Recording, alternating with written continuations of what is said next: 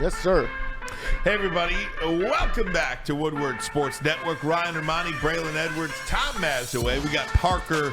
We got Kool-Aid with us. Gearing up for the Lions and Chargers on Sunday in Los Angeles. And part of this, I think with the Chargers game last night, Maz, one of the things is I was watching this game last night, I'm saying to myself, the Lions are going to destroy this football team. The Chargers just don't seem to be a team that is going to give the Lions much trouble. And they don't look like a tough team, the Chargers. I don't worry about them at all. And I was kind of, well, look, there's one part of me that was happy they won last night. The way I look at it is they got it over with. They got their win, so they're not coming into here trying to stop a 2-game losing streak, or for the Lions. So the Lions come in off the bye. I expect them to be ready, healthy, and ready to give a beating to the team. And you know what? That place is going to be Honolulu blue and silver. No doubt. It will. And we talked about this yesterday, Braylon, too. One of the parts about, getting healthy and staying healthy, hopefully. But David Montgomery, Jonah Jackson, and Frank Ragnow all expected to play in this one. David Montgomery was out there practicing today and looks pretty darn good. One of the questions about working him back in now, because, look, Gibbs looked like $1 million, for lack of a better way to say it, against the Raiders the other night. Now you're bringing Montgomery in. That's a good thing. Gibbs is going to get his touches. Montgomery is going to get his. This is how it's supposed to be. 100%. And the last time all those guys played with Ryan Ermanni, it was the Carolina Panthers game, and you saw how well they played early on in that game, the Falcon game. But having these guys back and getting back into the rhythm that you want to, now you get into November. Now you're getting into December. These are the months that you're fighting for position. These are the months that you're fighting for, which playoff spot do we want? Not just the playoffs, which playoff spot. To have David Montgomery, got to get him back in the offense, because we saw when this offense was rocking and rolling early on in the season, he was the catalyst. They were running hard behind him. And off that, now you can implement the things. And to your point, to how he looked, like Marshall Faulk, his first year with Indianapolis Colts.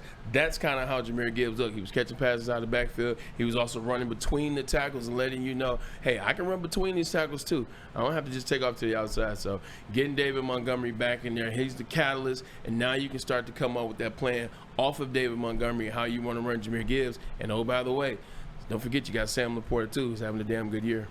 Yeah, no doubt. And Laporta, he's been tremendous for this team. One guy I want to talk to you about, and it seems like we talk about him quite often, is Jameson Williams. Lucas, do you have that video? Do you see that in there? I'm sorry. I wanted to play this video. Okay, just take a look at JMO from today. This is from Matt Broder. He looks tremendous out there. And if they could just get this guy going, I think it would absolutely, Braylon, take this offense into a completely different stratosphere. I think it definitely will, and this is what frustrates people. Now, you see the speed. I saw when Broder tweeted that. I was like, Usain Bolt is fast too, but it doesn't matter if you can't make it work between the hashes. And I think that's what Ben Johnson, that's what I'm looking for out of this game. And I know he's had his fair share of drops. He's dropped some passes. We've all admitted that. He's got to catch those passes. But this is a time for Ben Johnson to really get him implemented into the system. And I'm not saying change the system for him. He's now had times. He's now had about 5 to 6 weeks to put something in play for Jameson that makes it comfortable. And I understand it's tough when David Montgomery's in, David Montgomery's out. Jahmyr Gibbs is in, Jahmyr Gibbs is out. Amon-Ra St. Brown is in, Amon-Ra St. Brown is out. So it does make it difficult. But with that being said, this is one of those times you're playing against a team with talent. Don't get it twisted. They got some talent over there. Some all-pros are on that Los Angeles Chargers team. Derwin James is an all-pro. Joey Bosa is all-pro. Khalil Mack is all-pro. So it's a good team. This is a good chance to get him some confidence and let him get rocking and rolling, because I think the rest of the team definitely is ready to go. You see that drill, Bray, that he was running? Yeah. And how close he was coming to those tires? And he was making a cut right before those tires. This is a dumb question, layman's question. Yeah. Isn't that a little too close to those tires? What if he took one bad step? You talking about the cone? Yeah, watch this. Right there. Oh, no, those are squishy pads. Those are forearm pads. Okay. So they're soft. Those are what you put on so you can work your hands. Whether it's defensive lineman or a tight end or a wide receiver, you're working your hands. So that's soft. Those aren't tires, man. It should be all right. But you see how fast and how quick his feet are getting now. Like, even when he slips right there, watch this. Bang, bang. Comes right down the hole, comes through the middle. Bang, bang. And plants and comes through the middle. So, I mean, the speed is there. Like, the breaking down, the cutting, putting the weight on the ball of your feet, knowing how to get in and out of cuts. Like, all that is there. There's only one thing left. That's to catch the ball. Guys, I'm trying to figure this out. I think I might be right about this. This is going to be the first week this season that you're going to have a full complement of weapons. David Montgomery, Jahmyr Gibbs, Sam Laporta, Amon-Ra St. Brown, and Jamison Williams. And your offensive line. This is the first time all season you will see, forget about the offensive line for a minute, and that's great. Yeah. But the full complement of weapons that the Detroit Lions has to offer. Bray, we talk about getting healthy and staying healthy. Good call. If these 5 guys, in 6, if you want to include Jared Goff, can somehow, some way find this chemistry together, the NFC should absolutely look out. They should absolutely look out. And I would give Ben Johnson this piece of advice. Don't try so hard to get everybody their touches every game, every 5 plays. Like, I played in New York, Ryan. This is my second year. First year, all we did was run the ball and, play action pass.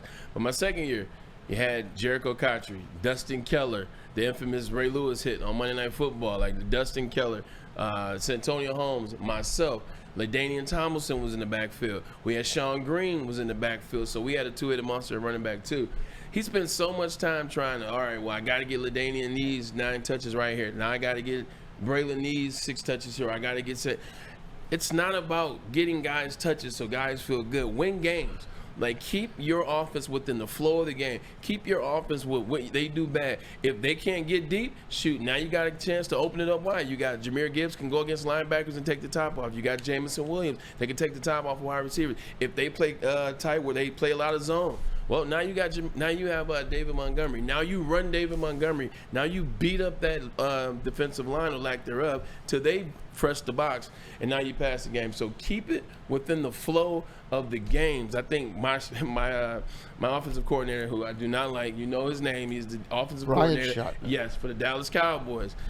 He spent so much time trying to, I gotta stay within the flow of the game, because at the end of the game, everybody's trying to do what? Win. I could care less about my stats when we're winning. If we're not winning and you're trying to micromanage all that, well, now I need mine too.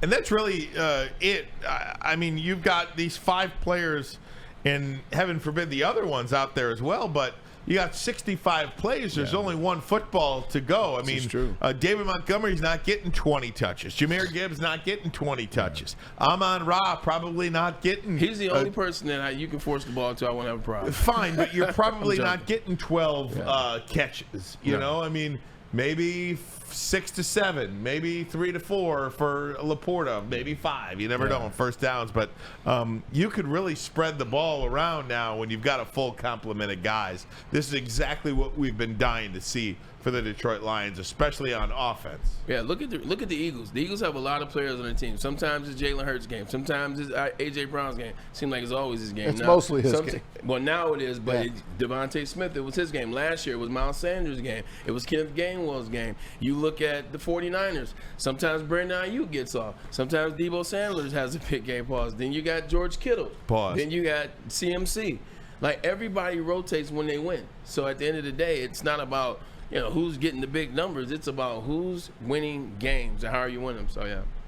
And I think this is one of those locker rooms, too, that it doesn't matter. These guys, as long as they're winning, it is not going to be a problem who's getting what ball and when and how many touches and how many looks. Jared Goff is going to spread that ball around. He's going to throw it to whoever's open. He's going to audible to the right call. That is one part about this. You're going to get that from Goff. Yeah. He's going back home to L.A. Absolutely. So far. That's right. He's going to have a big game. I think the Lions are going to smoke the Chargers. What's the spread now? Them. Did it pop yet? Hold on. Because, last night, Chargers win. My guess would be. I don't know these things like I used to now. I would guess the Lions by 1.5 points. The Well, that's what Chargers it opened won. But Justin Herbert Still threw that. no touchdowns. He was under 150 yards passing. Austin Eckler, he legitimately had 40 yards. And he had 2 touchdowns, but he only had 40 yards. Right. So even with that win, it's 27 points to 6. You got a punt return for a touchdown. You got defense by Joey Bosa. Khalil Mack got a sack strip fumble as well. It still didn't scare me. Like, it still didn't even give me a cause to be like, they're a little tougher than I thought. I know they got good players, but the Lions are a team. And I think that's what you're going to see when they go out to SoFi. And then you're going to see a good team play a bunch of good players. Troy Aikman killed Zach Wilson and the Jets last night. Absolutely And he murdered should them. have. He is. He'll tell you like it is, man. Absolutely. He'll tell you like it is. He Still- said, "You You got to make that throw as an NFL quarterback. You got to get a touchdown. More than Right. they've only scored 2 touchdowns Right. once this year. Right. It's easy for him to sit there and talk when he played behind the greatest offensive line of all time. Like, Troy, like, at the end of the day, I get it. Zach Wilson is nobody's. Yeah. He's nobody's. He's first right time. about Zach Wilson. I'm cool with that, but Zach Wilson had nowhere to throw. I mean, he had nowhere to run. His offensive line is horrible. And this ain't me being a Jets fan. If Aaron Rodgers was playing right now, yeah, they may have one more win, but Aaron Rodgers be running for his life and maybe snap his Achilles again because he's running from nobody can protect. That's where Joe Douglas messed up. He did not get an offensive line for those guys.